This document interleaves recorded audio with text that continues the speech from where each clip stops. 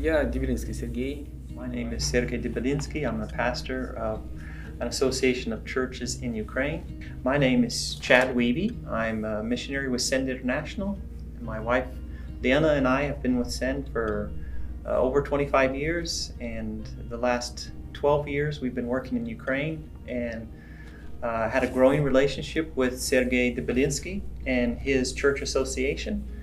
Если говорить Our church association for many years has been involved in outreach and evangelism, working primarily on projects that are around our churches within our own country of Ukraine.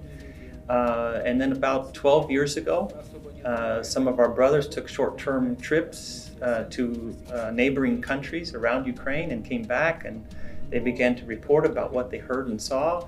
And in one of these meetings, I got to know Chad and more about Send International and what they're doing to help churches in Ukraine reach unreached people groups and regions around Eurasia and Central Asia. One of the great advantages that we are learning more about, just because the Lord is opening this up to us, is where we're at geographically.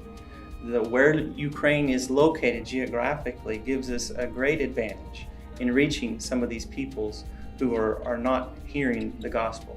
Another is our freedom as a country. We're one of the freest countries in all of Europe and Eurasia. And so we have this ability to really exercise ourselves to the greatest extent to get these missionaries out, these short-term teams out, and works started. Third is our culture. As Ukrainians, everywhere you go in Eurasia, people are fine with Ukrainians. There's nothing particularly that there's not opposition that's suddenly put up or barriers because of the Ukrainian culture. In order to do this, one of the things we have to really work on is helping our churches have this vision and perspective of global missions. So we run missions conferences. We send out short-term teams, but we bring them back and have them debriefed by sending them to different churches all over so that they can hear the testimony of what they've seen and heard, get as many people getting the information about these unreached peoples.